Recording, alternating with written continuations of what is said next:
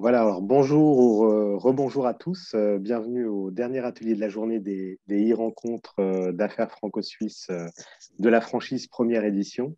Beaucoup de sujets qui ont été passés en revue aujourd'hui et un sujet majeur qu'on va traiter pour cette dernière table ronde qui est celui du financement et du lancement d'un projet de franchise et de son développement. Le nerf de la guerre, c'est souvent les moyens qui doivent être mis à disposition. Et c'est ce sur quoi on va se pencher maintenant avec trois experts autour de la table virtuelle. Je vais les présenter brièvement, mais avant, peut-être vous indiquer que vous avez la possibilité de poser des questions avec la chatbox QAR qui est en bas de l'écran. Donc, ce que je vous invite à faire, c'est de poser ces questions au fur et à mesure des présentations. On va prendre environ 8 à 10 minutes par intervenant pour faire une présentation assez synthétique. Et puis ensuite, l'idée, c'est de rentrer dans cette phase de discussion avec les participants. Donc, n'hésitez pas à poser les questions au fur et à mesure. On les prendra soit à la fin des présentations, soit à la fin de chaque présentation, soit à la fin des trois présentations. Tout d'abord, David Géné, qui est avec nous, malheureusement, qui a un petit problème de caméra, mais qui est bien là avec nous derrière l'écran, qui est le directeur commercial de la Banque du Léman. Donc, David se présentera dans quelques instants. Ensuite, Merci avec Romain. nous, avec plaisir. Ensuite, avec nous, David Guffroy, qui est associé au sein du cabinet Eurex, ici en Suisse, à Genève, mais pas que à Genève. David vous dira aussi quelques mots, se présentera à vous. Et puis, Maître Alain Gros, qui est associé au sein du cabinet Meyer Listenberger, ici à Genève, et avec lequel on travaille depuis de nombreuses années sur l'implantation des sociétés françaises en Suisse, leur création et leur développement. Et donc, il y a une longue pratique. Je crois qu'on a fêté il y a quelques mois notre centième création ensemble, hein, Alain. Donc, C'est juste. voilà, une pratique assez longue des cas franco-suisses et aussi dans le domaine de la franchise. En premier lieu, je voudrais passer la parole à David Géné de la Banque du Léman, peut-être pour une présentation de lui-même déjà, et puis aussi de la banque et les domaines d'expertise sur lesquels elle intervient. Merci Romain, merci à tous pour votre présence. C'est un plaisir de vous retrouver. Est-ce que vous m'entendez bien, Romain? Peut-être me faire un signe de la tête Oui, et avant tout, je m'excuse pour l'indisponibilité de ma caméra. oui, on t'entend bien et je pense que tes slides vont être projetés dans quelques instants. Voilà, par Xavier. Bon, eh On te laisse ben, la parole. les slides, j'espère que les slides seront plus intéressantes que mon visage sur la caméra. Bon, Sans doute plaisir pas. de pouvoir échanger un petit peu de temps avec vous sur ce sujet de la franchise. Donc, je suis David Géné, Romain l'a dit, directeur commercial de la Banque du Léman. Nous sommes, nous aussi, une entreprise qui a été implantée en lien direct avec la CCIFS en son temps, c'est-à-dire il y a 7 ans. Et donc, on a plaisir à accompagner notamment les implantations d'entreprises françaises venant s'établir en Suisse pour la partie bancaire. Voilà.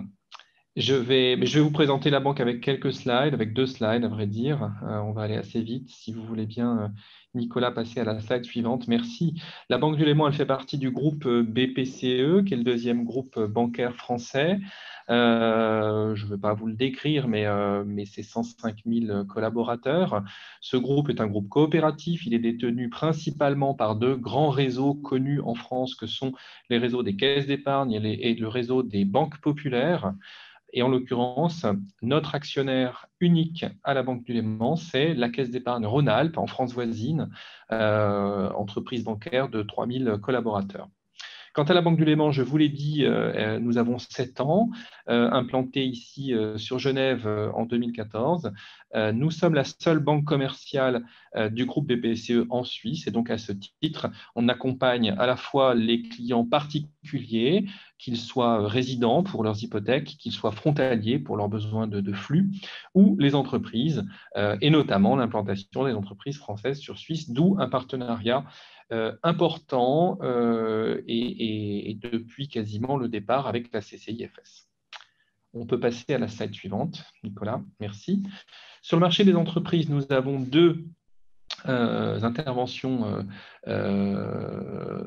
tout d'abord en tant que banque commerciale suisse auprès des entreprises suisses romandes, avec une chaîne de décision qui est courte, francophone, une direction générale basée toute à Genève, des conseillers plutôt seniors et qui sont destinés à accompagner des entreprises en développement et jusqu'à la transmission. Nous ne faisons pas de création sur la partie entreprise suisse.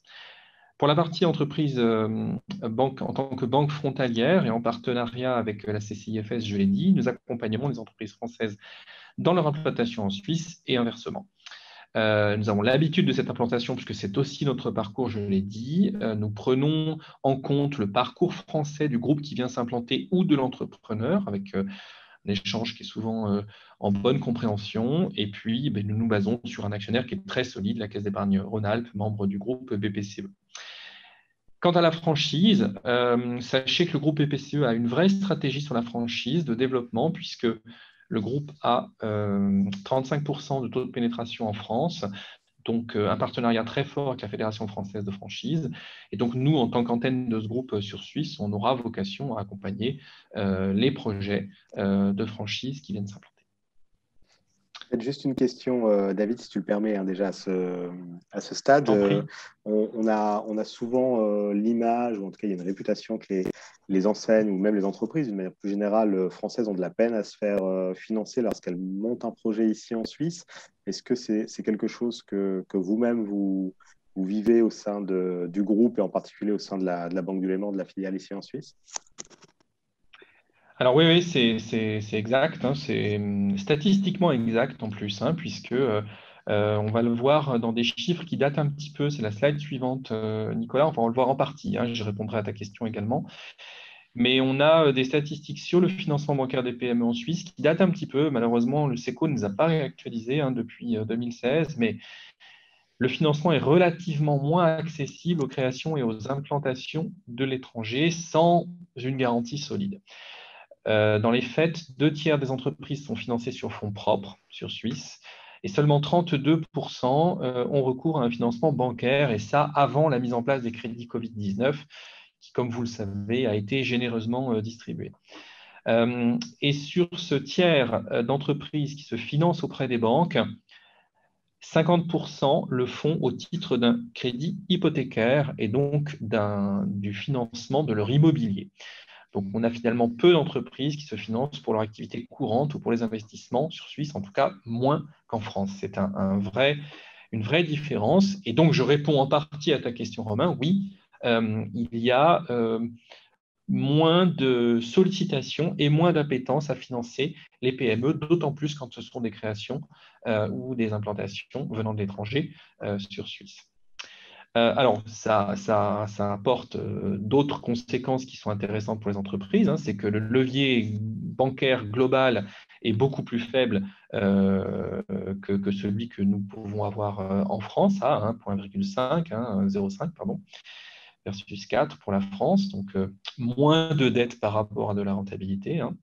Et puis, conséquence également logique, les entreprises sont plus capitalisées. L'exemple du capital initial à 20 000 francs ou 100 000 francs, c'est anecdotique, mais ça reflète bien la différence avec la France où on peut créer une société avec 1 euro.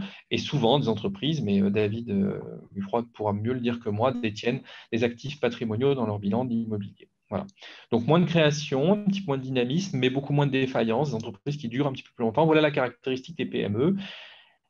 D'où la nécessité de bien préparer son projet, d'encore plus préparer son projet quand on parle de franchise auprès des banques. Voilà, c'est ce qu'on va voir dans la slide suivante, Romain. Voilà. Donc, en ce qui concerne la franchise, clairement, on est sur un modèle qui est plus favorable aux créations et à l'implantation en Suisse. C'est créé un petit peu petit, j'en suis désolé. Il y a beaucoup de choses à dire, j'ai essayé de le synthétiser, mais globalement, le franchiseur, la tête de réseau, comme on l'appelle, est un partenaire rassurant pour le candidat à l'entrepreneuriat et pas que pour le candidat, vous le verrez, il est rassurant pour la banque.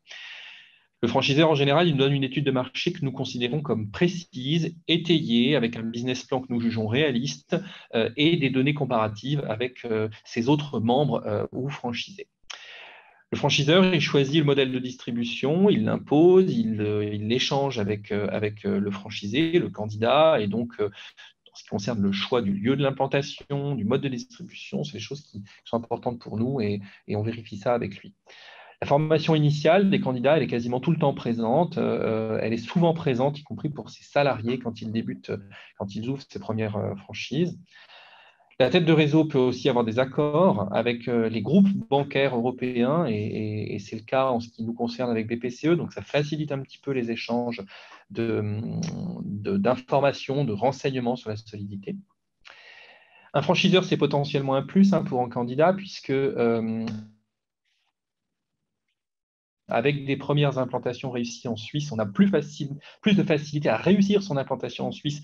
Et ce n'est pas à Romain qu'on apprendra le fait que des groupes qui viennent s'implanter sur Suisse mettent un petit peu de temps quelquefois à se développer, à trouver leur bon créneau et la plus-value qu'ils viendront apporter ici. Et puis enfin, le franchiseur souvent peut apporter une participation financière sous forme de capital, de prêt, d'investissement dans les murs, d'équipement, de financement du stock, du BFR par des cautions. Voilà. Bref, le franchiseur est un partenaire rassurant. En ce qui concerne la banque, nous avons une vision plus favorable de la franchise. BPCE, je vous l'ai dit, à 35% de taux de pénétration sur ce marché-là. Et donc, nous apportons une attention toute particulière à la qualité de la tête de réseau. Je vous ai mis un chiffre, 40% des têtes de réseau, c'est-à-dire des franchiseurs, sont jugés de qualité excellente. Pour ce qui concerne la moyenne des entreprises en France, le chiffre est plutôt de 20% en fait, sur la qualité excellente. Donc, on a plutôt affaire à des entreprises qui sont de qualité, qui sont le franchiseur. Et le marché de la franchise également a un taux de croissance en chiffre d'affaires supérieur à celui du commerce de détail, du commerce traditionnel, et ce depuis plus de 20 ans. Donc, on a un marché qui est dynamique, qui est soutenu en fait par des groupes qui savent faire leur métier. Voilà. Nous, on juge que c'est un modèle à deux têtes qui est intéressant, qui présente des atouts. Le franchisé, il est indépendant, il est souple, il s'adapte localement notamment. Et évidemment, en Suisse, vous l'aurez noté, on a 26 cantons qui nécessitent des adaptations quasiment dans chacun d'entre eux. Le franchiseur, il a la puissance de son réseau, la notoriété de son enseigne. Vous le savez, c'est des choses que vous avez dû voir aujourd'hui, je ne vais pas y revenir. Quelques critères concernant maintenant le financement. Vous l'avez compris, dans notre analyse, on accorde une importance significative à la solidité du franchiseur et de la tête de réseau, l'aide financière concrète qu'il peut apporter à son franchisé, sa taille et sa stratégie de développement, c'est important, et puis la performance de ses différents membres qu'on sollicitera évidemment des données comparatives. Pour ce qui est du franchisé, la recommandation que nous avons, c'est surtout de ne pas minorer les fonds propres. Très important que ces fonds propres soient solides, que ce soit les fonds propres personnels ou friend and family, que ce soit la participation du franchiseur ou la participation d'autres franchisés, comme des solutions de parrainage sont à privatiser dans les business traditionnels. Plus rarement, c'est vrai, on a des participations de fonds en equity par des investisseurs, puisque la franchise se prête un petit peu moins à ça, ou en tout cas de manière différente, ou sur des secteurs bien particuliers. Voilà. La durée des financements bancaires est somme toute classique, de 5 à 7 ans pour les investissements. Elle concerne rarement le BFR, les banques financent rarement le BFR, c'est notre cas pour une implantation, pour une création, avec des taux, je vous ai mis un taux qui est élevé, on est souvent bien en dessous de ce taux-là, mais je vous ai mis un taux maximum. Voilà. Quant aux garanties, je donnerai 3 garanties que nous demandons régulièrement ou qui sont proposées dans les dossiers de franchise. La garantie des têtes de réseau, on en a parlé, des franchiseurs. La solution suisse spécifique du cautionnement roman, la FAE ici sur place, qui est, si vous êtes français et entrepreneur, vous connaissez bien les solutions de garantie de BPI sur France. On retrouve ce système-là par canton en Suisse. C'est un système qui fonctionne très bien et que nous, banquiers, avons l'habitude de solliciter et ça fonctionne pour l'implantation de franchises. Et puis enfin, évidemment, on étudie les garanties qui sont apportées par les candidats. Mais voilà sur quoi on tourne en fait en matière de financement des investissements, de l'implantation d'une franchise. Merci beaucoup, David. Peut-être un petit complément et naturellement, les participants peuvent poser des questions dans la chat box. On parle de financement, on parle de critères. Au niveau de la Banque du Léman, quels sont les critères, quels sont les critères d'analyse qui sont retenus pour analyser une demande de financement? Typiquement, est-ce que la notoriété de la tête de réseau du franchiseur est pour vous un élément important, ou finalement c'est plus le profil de la personne qui va porter le projet, le niveau des fonds propres? Comment ça se balance un petit peu? Oui, merci pour la question. Évidemment, les deux, hein, on l'a dit, hein, on est dans un système à deux têtes. Hein, donc, le franchisé, qui est quand même l'entrepreneur, hein, à qui on va prêter des fonds, hein, fait l'objet de toute notre attention. Alors, on peut peut-être passer, je l'ai mis en annexe, Nicolas, si vous voulez bien vous rendre directement en annexe, voilà, sur la liste des principaux documents, parce que ça étaye un tout petit peu, vous verrez, dans les documents de base qu'on demande pour étudier un projet.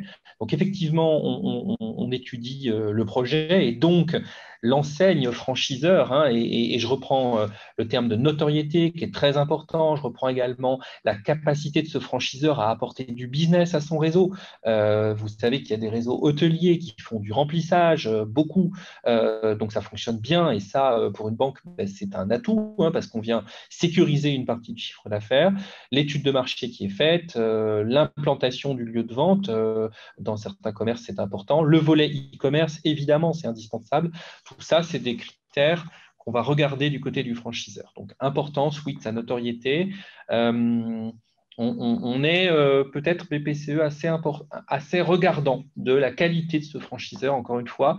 On en accompagne beaucoup et donc on fait attention à qui, voilà, on est attentif à ce critère-là.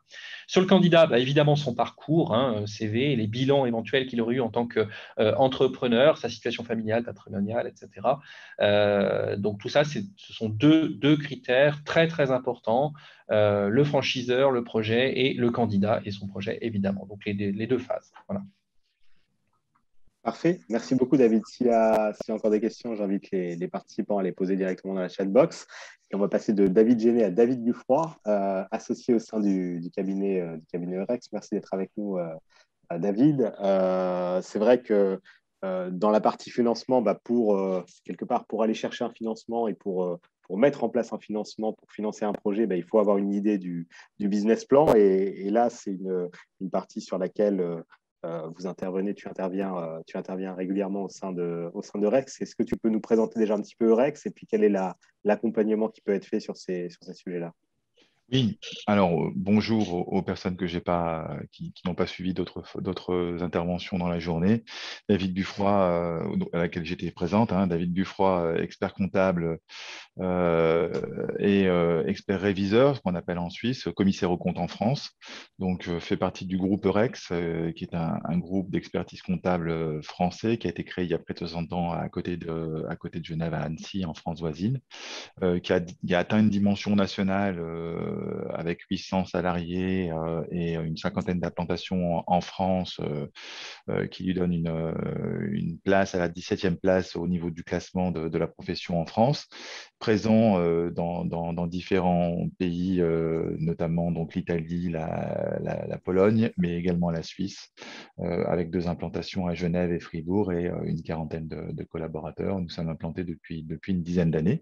Je suis en charge de la partie suisse du groupe, et j'ai fait donc une grosse partie de ma carrière en France, en zone voisine, à Thonon, où j'étais associé. Et puis aujourd'hui, depuis 10 ans, je suis sur Genève, avec une expertise qui, par la force des choses, c'est forcément centré sur la partie cross-border, transfrontalière. Donc, que ce soit dans mes fonctions d'expert comptable et d'auditeur en France et en Suisse, et spécifiquement sur les sujets qui a trait à la frontière. Voilà.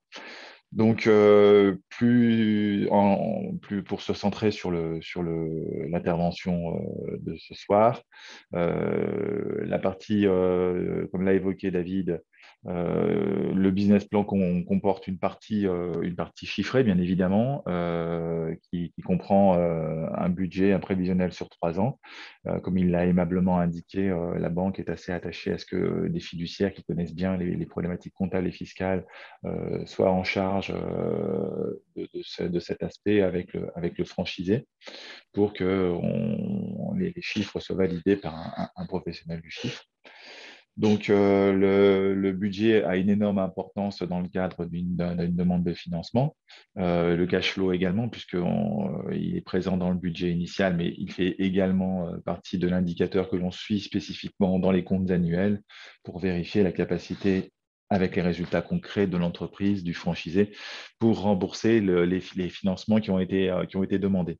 Donc, on l'a vu dans le cadre d'un financement, aussi bien la banque est intéressée par le budget initial et sa réalisation que le franchiseur, puisque David l'a précisé, il peut être demandé en garantie par rapport à son franchisé et pour les implantations qu'il pourrait avoir sur la Suisse, ou aussi bien d'autres organismes qui ont donné leur garantie, type la FAE. Donc, le budget et le réalisé avec le cash flow sont des indicateurs qui sont d'une extrême importance, surtout quand il y a un financement, mais ils le sont également de toute façon par rapport à l'argent qu'a investi le franchisé sur ses fonds propres ou par rapport aux prêts familiaux ou d'amis pour pouvoir rembourser les sommes ou pouvoir retrouver sa mise initiale. Donc,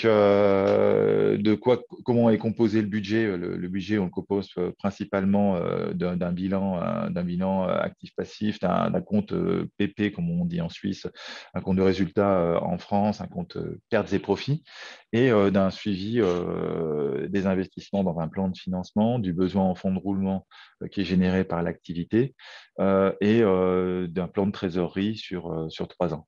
De plus en plus, ces budgets sont connectés. La profession comptable se modernise. La digitalisation passe par là et heureusement, finalement, nous touche. On a une comptabilité qui est de plus en plus connectée et qui le sera encore d'autant plus dans les années à venir avec de l'instantanéité des flux permettant de bâtir un budget et de le comparer en flux réel et en temps réel avec le réalisé mois par mois grâce à de nouveaux outils informatiques. Donc, les outils qui existent,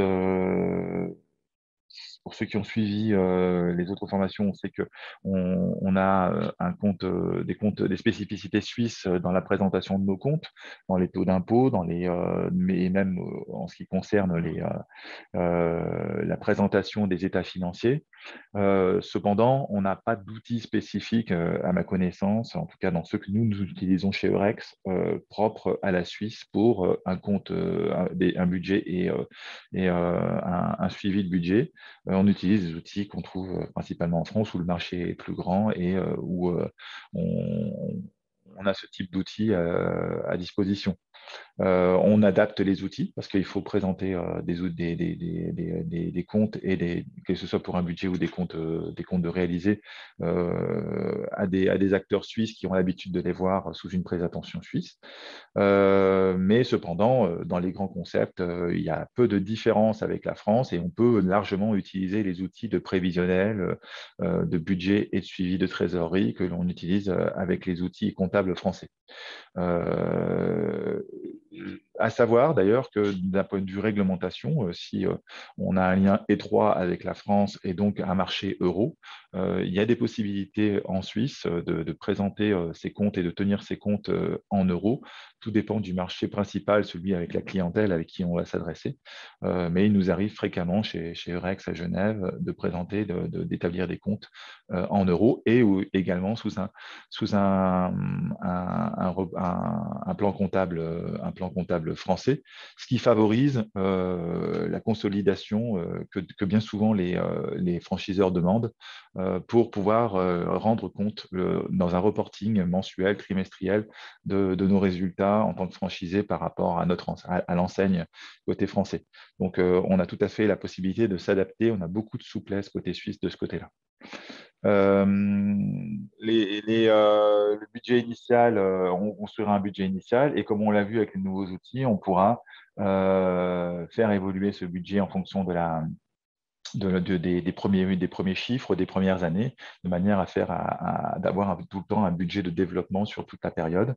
Les chiffres évoluant, les besoins en fonds de roulement, les besoins de trésorerie évoluant, il est important que cet outil soit vivant et qu'on puisse l'utiliser comme un outil de gestion au quotidien et non pas comme une image qui est figée à un instant T pour obtenir un financement.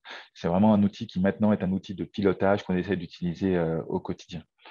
Dans notre budget, on peut être influencé par aujourd'hui des incertitudes dans un contexte comme celui que l'on vit aujourd'hui, qui sont exogènes à l'activité. On voit bien qu'il est très difficile. Il y a 2 ans, il était très difficile de prévoir dans les prévisionnels ce que serait notre activité en 2020 du fait de la Covid.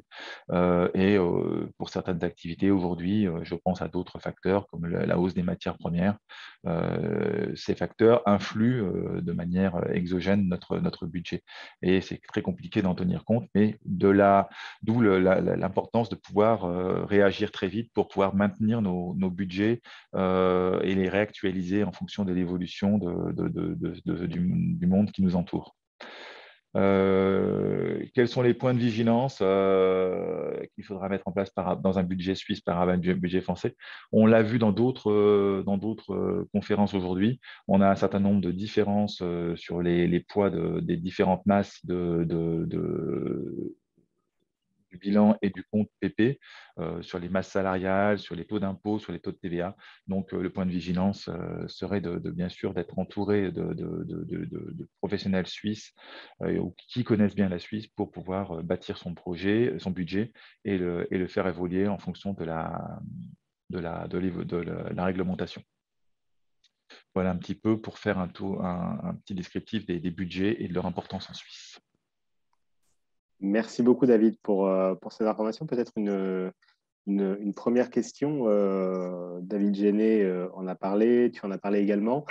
Au niveau des fonds propres, est-ce qu'il y a une règle, une cote mal taillée entre ce que doit amener en fonds propres l'entrepreneur qui se lance dans son projet, la partie qui peut être financée par la banque, la partie qui peut être passée en cautionnement éventuellement auprès du cautionnement roman ou de la Fondation d'aide aux entreprises, la FAE ici à Genève. Est-ce que dans les projets que tu vois passer, il y a un peu une règle qui se dessine? Alors, il y a pas de règle écrite, bien évidemment. On l'a vu et David l'a bien dit, la part de fonds propres est très importante. On la voit même dans ce que la loi, dans ce que le Code des obligations prévoit comme capital minimum. Alain en avait parlé ce matin, 20 000 francs pour une SARL et 100 000 francs pour une SA. Donc, on attache, l'État, la Confédération est très attachée à ce que ces entreprises soient capitalisées de manière convenable. Anecdotiquement parlant, d'un point de vue fiscal, on a beaucoup de souplesse, mais il existe une règle qui mesure le capital qui est nécessaire dans une société pour déterminer l'impôt, une partie de l'impôt sur les sociétés. Donc c'est anecdotique, hein, mais à savoir que l'État mesure même si la société n'est pas sous-capitalisée. Donc les fonds propres sont très importants. La partie financement est très compliqué à mettre en œuvre. David a donné les critères qui étaient retenus par les banques pour ces financements. On peut peut-être mettre la barre minimum à une part de fonds propres, à minimum 30% et commencer à essayer d'aller voir une banque et avec de solides références. Et plus le projet l'entreprise va être récent, plus le concept va être récent, plus ce taux de fonds propres demandé sera important. Mais au quotidien, je ne vois pas j'ai jamais vu de financement accordé par une banque suisse avec un taux de fonds propres inférieur à 30% par rapport à l'enveloppe. Donc, un tiers de fonds propres pour le projet. David Géné, est-ce que tu confirmes? Effectivement, c'est un peu les ratios minimums sur lesquels vous avez travaillé, vous, typiquement? Oui, je confirme complètement, évidemment. David le sait, on voit des dossiers de ce type, donc 30% en dessous, on n'ouvre pas les dossiers. Vraiment pas. Et quand je dis 30%, il il faut qu'on limite même dans le plan de financement à certains objets. On n'ira pas, par exemple, je l'ai dit, sur du surfinancement de BFR de précaution. Donc, on le retraitera de vos plans de financement si vraiment il y a des sommes qui sont destinées simplement à être là par précaution. Donc 30%, voilà, on ouvre le dossier. Il faut que, je l'ai dit, hein, que les deux parties du dossier de franchise soient solides, le franchiseur et le dossier du franchisé. Voilà, donc retenez 30, ça peut être 50 aussi. Mais 30, c'est Entre 30 et un bon 50, chiffre alors, à retenir. Voilà, pour c'est vos deux ça. tunnels. Exactement. Ok. Et la part du cautionnement elle-même, elle est de quelle nature en fonction du dossier en général dans ce que tu peux voir? Alors, on a souvent eu des dossiers cautionnés à 50%, où on fait une partie, voilà, une partie du crédit adossée à simplement la capacité de l'entreprise à nous apporter une garantie ou de ses associés et de ses actionnaires. Et on a 50% du cautionnement roman de la FAE. Ça peut être 100% dans certains cas. Voilà. Donc, on va dire qu'il faut considérer que 50% doivent être couverts par le cautionnement roman ou la FAE. Merci beaucoup pour ces informations. Peut-être David Guffran, un petit mot complémentaire sur le cash flow. On voit dans les dossiers d'entreprise qu'on traite, c'est souvent un point un peu névralgique, c'est-à-dire qu'on finance un lancement et derrière, on doit financer un développement qui peut être plus ou moins rapide. Peut-être un petit point d'attention de ce côté-là. Tu parlais des points de vigilance sur le besoin en fonds de roulement, notamment des entreprises, des projets qui se lancent. Oui, David vient de l'évoquer. Les banques ne financent pas les besoins en fonds de roulement. Donc, c'est un sujet sur lequel il faut travailler et sont très attachés à ce que le cash flow qui soit dégagé par l'activité permette, même dès le budget prévisionnel, avant même de commencer à travailler, d'avoir une certaine sécurité par rapport au remboursement des financements. C'est-à-dire qu'on ne va pas vérifier qu'ils couvrent juste. Il va falloir avoir en plus des perspectives de rendement et de cash flow qui soient largement supérieures parce que le besoin en fonds de roulement existe et il va falloir qu'on puisse se constituer ce besoin en fonds de roulement sur notre activité assez rapidement pour financer le développement. Donc on sait qu'on peut être coincé si on a été juste et que tout le résultat dégagé part pour le remboursement du financement. Donc dès le début, on essaie de bâtir un budget avec un cash flow qui va largement couvrir cet aspect-là. Je voulais rebondir sur juste un ou deux points qui sont en lien justement avec la présentation que David a fait au niveau de la Banque du Léman.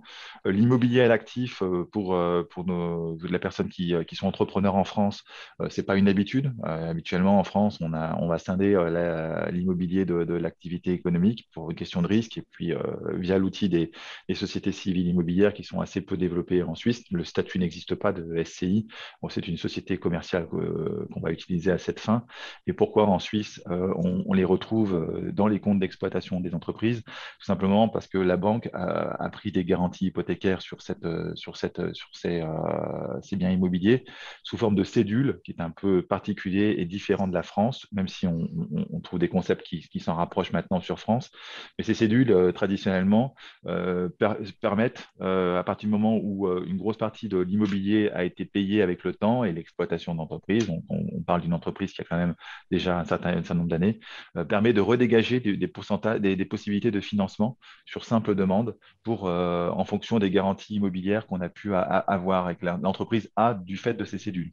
Donc, c'est aussi une sécurité pour l'entreprise d'avoir cet immobilier pour pouvoir se redonner éventuellement des possibilités de financement grâce aux garanties hypothécaires qu'elle a reconstituées au fur et à mesure des remboursements.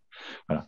Et sur le développement d'une franchise en Suisse, notamment pour les franchiseurs, il peut être intéressant, si la perspective de la Suisse les intéresse, d'aller chercher des franchisés dans ces franchisés français. On a une forte on a une forte spécialité dans le franco-suisse chez Eurex, mais on le sait tous autour de cette table. On a aussi beaucoup d'entrepreneurs qui ont déjà des activités en France, qui viennent créer des activités en Suisse. Et il peut être intéressant pour un franchiseur d'aller trouver ces franchisés de Rhône-Alpes pour savoir si le marché suisse pourrait les intéresser, parce que ils ont déjà du passé et du vécu qu'ils peuvent mettre dans leur dossier côté français. Et par rapport aux banques, et David l'a cité, leur réussite française et leurs comptes français sont pris en compte pour éventuellement obtenir un financement côté suisse. Donc peut-être d'aller solliciter les franchisés qui sont déjà du côté français pour les inciter à franchir le pas, ça peut être une piste.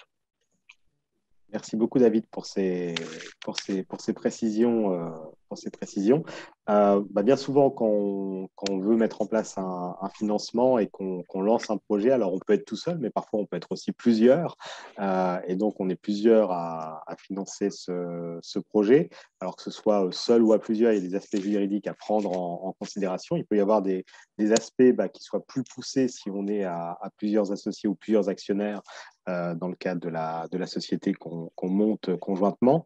Et donc, avec nous, Alain Gros, avocat associé au sein du cabinet MLL, pour une présentation peut-être d'abord du cabinet et puis de ces aspects très pratiques lorsqu'on se lance, à quoi il faut faire attention finalement.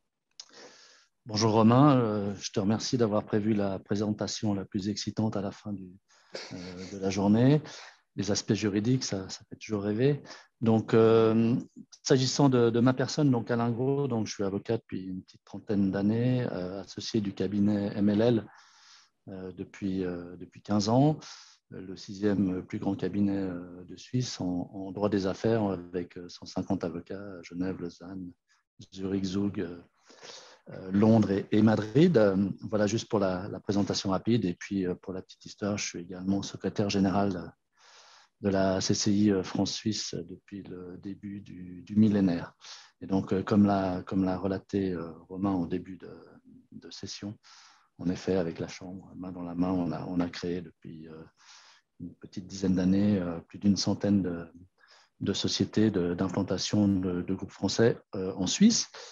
S'agissant spécifiquement de la franchise et puis finalement du financement, comme la Banque du Léman l'a dit, bien voilà, le financement bancaire, en Suisse, on est un petit peu plus frileux qu'en France. Donc, c'est vrai que ça ne concerne que peut-être un tiers des cas. Et David a également précisé que justement, dans ce contexte-là, en effet, l'immobilier, étonnamment, quand on fait des fusions-acquisitions, les groupes français qui viennent acquérir des sociétés en Suisse sont toujours étonnés de voir des montants assez importants dans les comptes liés à l'immobilier, avec en plus des réserves latentes liées à la valeur réelle de ces objets.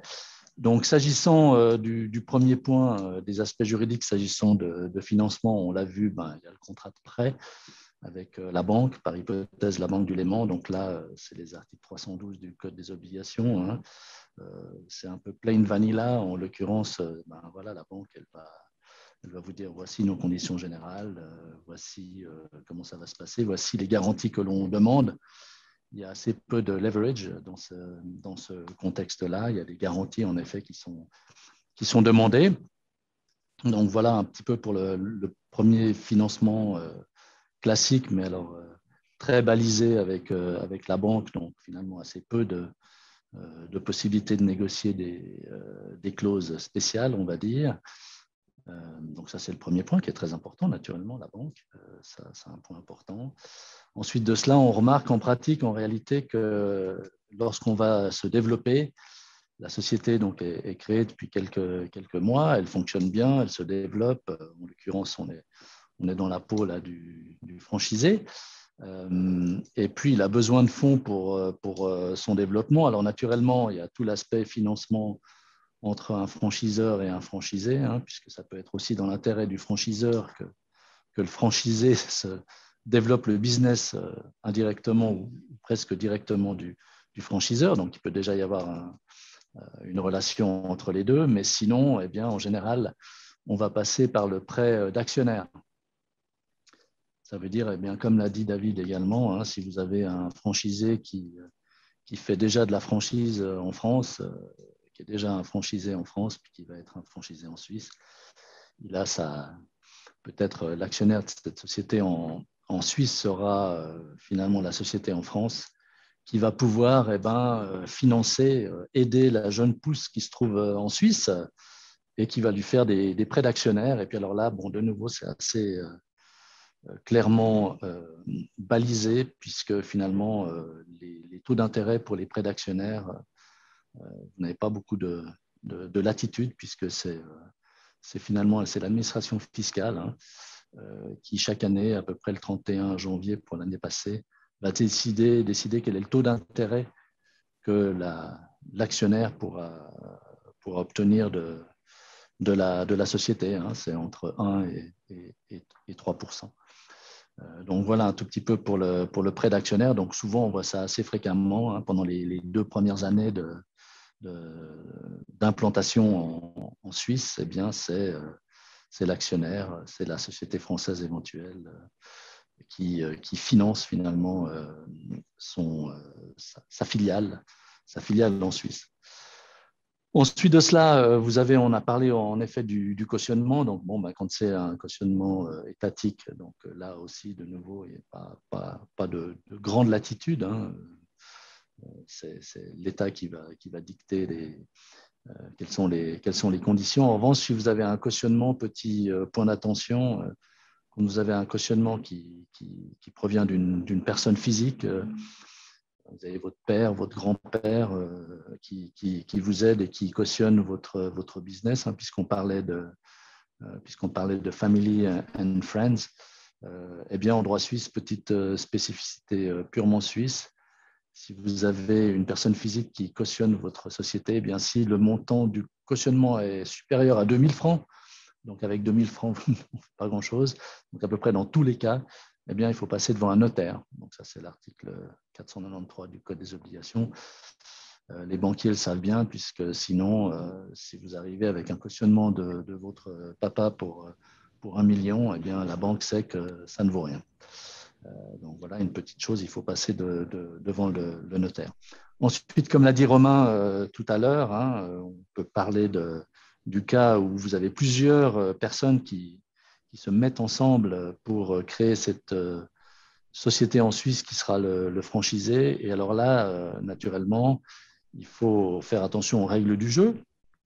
Et là, contrairement à ce que je viens de dire, là, on est totalement libre. Hein, et donc, entre les associés, si vous êtes 3 copains ou 3 entrepreneurs qui vont se mettre ensemble pour être franchisés en Suisse, eh bien, il faut faire attention à vos relations intra-actionnaires ou intra-associés, suivant que vous avez une SA ou une SARL. Et là, comme j'en ai déjà parlé brièvement ce matin, entre 9h et 10h, il y a en effet le pacte d'associés ou le pacte d'actionnaires qui est important, puisque finalement, il faut que vous prévoyez quels sont vos droits et obligations internes au sein de la société. Et un pacte d'actionnaires est nécessaire, puisque la loi ne prévoit rien. Et donc, il est préférable d'avoir un pacte d'actionnaires. Pour quelles raisons ? Eh bien, on connaît tous ce langage anglais, hein, drag along, tag along, et ce genre de vocabulaire qui fait que si par hypothèse vous avez un des 3 copains ou un des 3 entrepreneurs qui désirent s'en aller, eh bien, s'il n'y a pas de pacte d'actionnaires, il peut vendre ses parts à qui il le souhaite sans que les 2 autres puissent dire quoi que ce soit. Donc, c'est important d'avoir un pacte d'actionnaires qui prévoit que justement, si quelqu'un s'en va, eh bien, les 2 qui restent ont un droit de préemption. Et donc, si les actions sont vendues par hypothèse à un tiers, eh bien, les 2 qui restent peuvent acheter ces actions au même prix.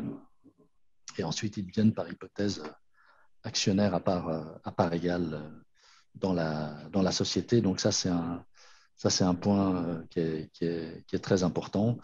Et puis, finalement, si on met aussi le franchiseur au milieu de l'équation avec le franchisé, parce que finalement, entre franchiseur et franchisé, Le contrat, là également, peut différer très, très grandement, hein.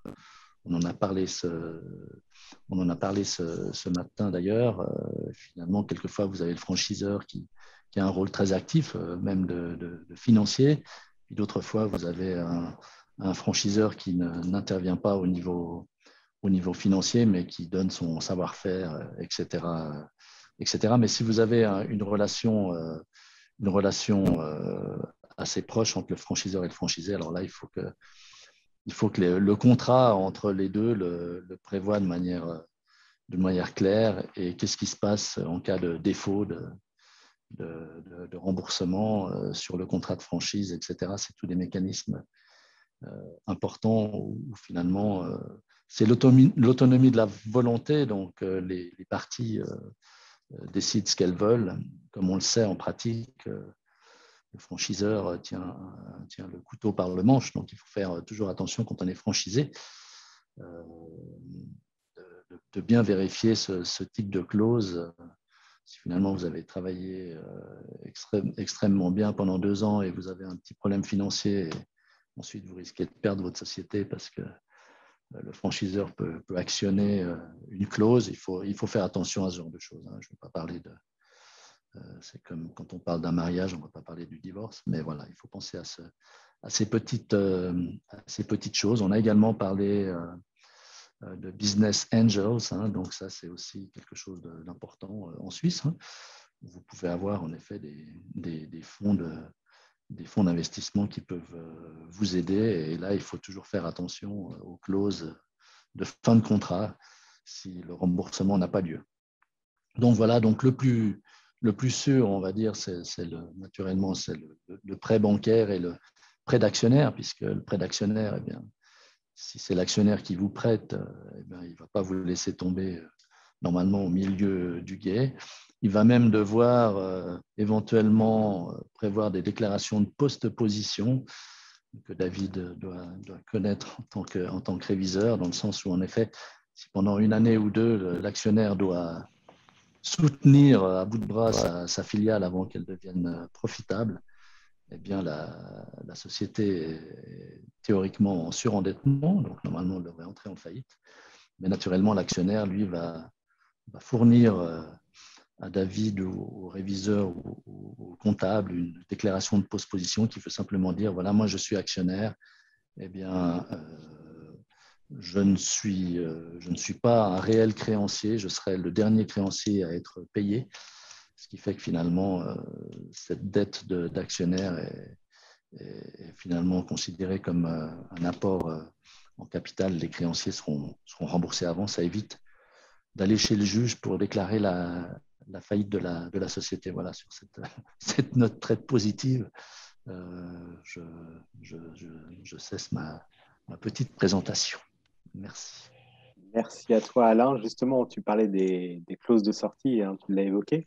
Est-ce que, bon, on est toujours sous sein privé, donc naturellement, les contrats, on y met pas ce qu'on veut, mais en tout cas, on peut les adapter. Mais est-ce qu'il y a des clauses de sortie spécifiques à éviter dans un contrat qui lie le franchiseur et le franchisé? C'est une question d'un des participants. Le but, justement, étant de ne pas être endetté en cas de défaillance à un moment T. Alors justement, c'est ce que je mentionnais, il faut faire attention à ce genre de clause. Hein. De la même manière qu'il faut faire attention à ce genre de clause quand on a un fonds d'investissement qui nous aide, dans le sens, il ne faut pas que le coup de massue soit trop fort et soit définitif, dans le sens où la sanction, il faut éviter en cas de défaillance, dans le cadre d'un prêt, que finalement ensuite on perde tout le fruit du travail de 2 années. Donc en effet, pour la sortie, il faut faire très attention. Lorsqu'on investit beaucoup de son temps et de son argent dans un projet de franchise, eh bien naturellement, il ne faut pas que le franchiseur puisse trop facilement vous dire, eh ben voilà, maintenant, vous n'avez peut-être pas lu l'article 17, alinéa 2, lettre 3, chiffre 5, in fine, mais voilà, maintenant, je peux mettre fin au contrat demain. Et il faut aussi voir quelles sont les règles pour le remboursement s'il y a des actifs qui passent. Donc non, très, très, très important. En effet, la personne, j'ai vu ça passer sur mon écran. la personne qui pose cette question, c'est important de prévoir quelles sont les clauses de sortie en cas de problème, de default, comme on dit en anglais. Ouais. C'est une question complémentaire. On a parlé d'associés, on a parlé d'actionnaires, on a parlé de fonds d'investissement. Il y a une problématique aussi qui se pose, c'est que souvent l'entrepreneur va devoir trouver des fonds pour arriver avec ce ratio de fonds propres suffisant auprès de son partenaire bancaire. De l'autre côté, il n'a pas envie vraiment de trop diluer son actionnariat. Est-ce qu'il y a une règle entre un investisseur un petit peu dormant, type business angel ou un fonds qui fait de l'equity, du capital développement, et un entrepreneur qui, lui, va amener ses fonds propres et va amener aussi justement toute son énergie, son temps, l'énergie qu'il va mettre à développer le projet. Est-ce qu'il y a il y a pas une règle légale, mais en tout cas une bonne pratique à partager à ce niveau-là? Et je pose la question aussi peut-être à David Buffroy et à David Géné. Alors, on voit un peu de tout. Hein. Vous avez des fonds d'investissement qui, eux, disent, par exemple, moi, je prends que le 100% de l'actionnariat, en tout cas pendant les 5 ou 7 ans où je vais soutenir le projet.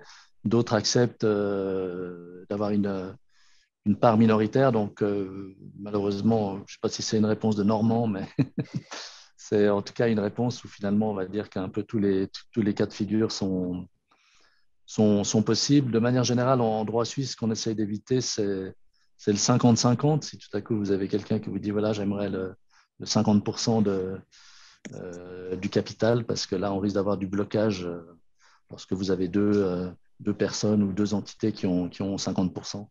C'est des fois un petit peu compliqué. Donc, je dirais que le spectre, c'est plutôt entre une entrée minoritaire éventuelle dans le capital de ces business angels ou le 100%.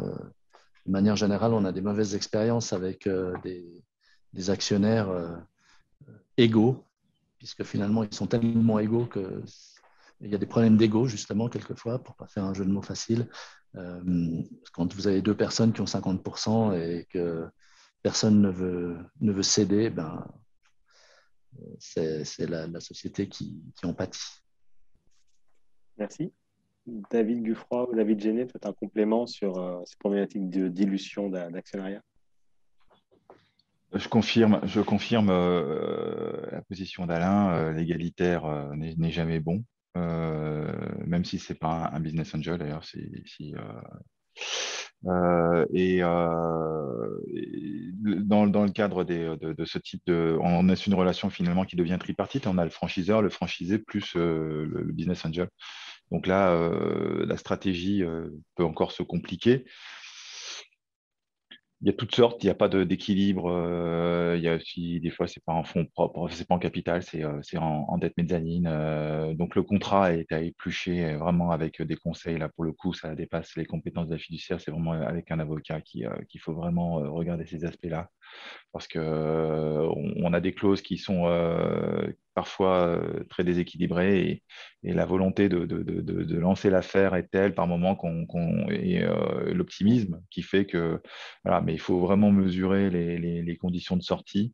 Parce que parfois, en tout cas, il faut s'habituer, il faut avoir dans la tête qu'on ne sera pas tout seul et que va falloir rendre encore plus des comptes qu'à soi-même au quotidien dans son activité pour la durée où ce partenaire sera présent. Voilà. Et c'est une solution qui permet de se lancer, mais qui n'est pas forcément bon marché. Enfin, c'est mon expérience. Hein. Ouais. Merci beaucoup, David. Donc, gardez la tête froide. Oui, voilà. Peut-être juste pour rebondir, Romain, sur la question de la dilution. En général, ce qui se passe en droit suisse, c'est comme ça. Vous avez un droit préférentiel de souscription aussi comme actionnaire. Donc, c'est clair que si vous faites une augmentation de capital, eh bien, pour éviter d'être dilué, vous avez ces droits préférentiels de souscription, voilà, pour éviter une dilution. Après, ça, c'est la théorie. La pratique, pas tout le monde a les fonds. Hein. Donc, c'est sympathique d'avoir un droit préférentiel de souscription, mais suivant les fonds en jeu, naturellement, on se fait diluer si un actionnaire, un financier intervient dans le projet. De nouveau, on n'est pas là non plus pour peindre en noir Non, c'est pas le but. Tout cela, parce qu'en général, quand vous avez justement un problème de dilution, c'est que vous avez quelqu'un de très solide qui va entrer dans votre capital action. Donc, on va dire que c'est pour le mieux. Après, quelquefois, il vaut mieux avoir une petite partie d'un gros magot qu'une grosse partie de pas grand-chose. Donc voilà, il faut quand même voir le côté positif de manière générale. Le financement, on l'a vu, en Suisse, c'est compliqué, c'est plus compliqué qu'en France. Mais en même temps, voilà, c'est quand même les opportunités de grandir. Hein. Tout le monde rêve de se faire racheter par Google ou d'autres sociétés. Donc, c'est vrai que c'est un côté positif en général quand on a justement quelqu'un qui a les reins solides qui entre dans le capital. Après, la dilution, ben voilà, elle est quand même à peu près automatique suivant les fonds qui sont en jeu. Merci. David Géné, est-ce que tu vas apporter un complément ou on a tout dit là sur ce sujet Non, très bien. Attention au 50-50, évidemment. Je ne l'ai pas dit dans les micro-critères, mais ce n'est pas si micro que ça. Nous aussi, on n'aime pas du tout intervenir avec un 50-50. Donc, on veut qu'il y ait une majorité établie en termes de décision. Et pour mémoire, hein, je rappelle qu'on croit et on prête à un entrepreneur qui est le franchisé, accompagné, parrainé de toute l'expérience de son franchiseur. C'est à ce couple-là que nous prêtons, mais plus exactement au franchisé. Et donc, on va être, nous, attentifs à ce que ce couple-là et le franchisé en particulier conservent en tout temps une capacité importante d'action, de décision, de rebond, de pivot. Voilà. Donc attention à la dilution. Après, sur certains secteurs d'activité, il n'y a pas de sujet parce qu'on n'est pas sur des secteurs suffisamment disruptifs ou explosifs pour attirer l'appétence d'investisseurs. Sur d'autres, au contraire, on aura besoin d'investisseurs financiers. Donc, on étudiera au cas par cas. Oui, attention aux 50-50 et nous prêtons aux franchisés. Voilà. Merci d'avoir souligné ce point. Peut-être une dernière question pour Alain Gros. On demande si le franchiseur est français avec un contrat donc, de franchise français, j'imagine, et le franchisé a une société suisse. Quel droit s'applique? Je te laisse la réponse. Excellente question. On finit en bouquet final cette journée parce que c'est en effet une question essentielle. Hein. Et comme je suis avocat suisse, en général, ça me dérange d'en parler, mais en réalité, ce qui se passe, et je vois des gens qui rigolent, David, eh bien, comme on va dire de manière générale, là, dans notre cas, un peu d'école, le franchiseur est par hypothèse français, hein, et le franchisé assez fréquemment d'ailleurs aussi, hein, et même s'il ne l'est pas, même s'il il est vraiment suisse, pur suisse, la société sera suisse, hein, mais je veux dire l'actionnariat sera par hypothèse français ou suisse, eh bien, il n'y a pas de problème pour que le contrat de franchise soit en fait du droit français. Et comme on l'a dit tout à l'heure, celui qui tient cette image, on ne l'aime pas trop, mais le couteau par le manche, c'est quand même naturellement plutôt le franchiseur. Et lui, eh bien, il a déjà 87 contrats de franchise en France, en Espagne et en Navarre. Et donc, naturellement, pour son projet suisse, il aimerait, dans la mesure du possible, faire le plus possible de copy-paste de son contrat français. Et en plus, il va pouvoir eh bien, prévoir le droit français comme droit du contrat. Donc, malheureusement, l'utilité d'avocat suisse est un peu diminuée, si ce n'est que l'avocat suisse, ça vaut quand même la peine de lui montrer ce contrat pour être bien sûr qu'il n'y a pas de clause d'ordre public ou autre clause mandatory, obligatoire en droit suisse qui le prévoit. Hein. Je prenais le petit cas pour la petite histoire du cautionnement qui n'est pas valable en Suisse. Pour une personne physique, c'est plus de 2000 francs. Bref, tout ce genre de petits pièges. Donc voilà, donc c'est toujours bien de montrer le contrat à un avocat suisse, mais en réalité, c'est surtout votre avocat français qui va devoir vérifier si le contrat de franchise rédigé par l'avocat du franchiseur avec le droit français n'est pas trop one side. Mais là, on est vraiment dans l'autonomie de la volonté, comme on le dit en droit suisse, hein, parce que là, on n'est pas dans un contrat de droit du travail, on n'est pas dans un contrat de consommateur, donc le franchisé n'est pas protégé. Donc, c'est vraiment, l'État estime que tout le monde est un grand garçon ou une grande fille, et donc l'État n'est pas là, en tout cas en Suisse, pour protéger le franchisé par rapport aux franchiseurs. Donc, en effet, faites bien attention. Merci beaucoup, Alain. On arrive un petit peu au terme de cette table ronde. Je voudrais vraiment vous remercier pour votre implication sur les différentes séquences de la journée, en particulier sur cette dernière séquence. Peut-être trois points à retenir, en tout cas moi de ce que j'ai retenu principalement, c'est l'importance des fonds propres. On a vu entre 30 et 50% de fonds propres dans le cadre d'un projet. Au-delà des fonds propres, l'importance du cash flow, donc bien soigner son BFR dans le business plan qui est mis en place. Et puis, c'est un corollaire finalement à ces deux points, c'est se faire bien accompagner. Je pense que David l'a dit, Alain l'a dit également. David Buffroy, Alain Gros, c'est voilà, être en capacité au moment où on fait la demande de financement, au moment où on lance le dossier, au moment où on doit aller chercher des fonds pour du développement, d'avoir un dossier qui soit parfait auprès des acteurs qu'on va solliciter, en particulier la banque et plus particulièrement celle du Léman. Et donc ça nécessite d'avoir effectivement un accompagnement en amont de la fiduciaire, de l'avocat qui soit au plus proche pour mettre toutes les chances de son côté lorsqu'on va présenter son dossier de financement, que ce soit à la banque ou à l'organisme de cautionnement. Voilà en quelques mots. Je ne sais pas si vous voulez dire un dernier mot, peut-être un conseil, vous, que vous aimeriez donner aux participants.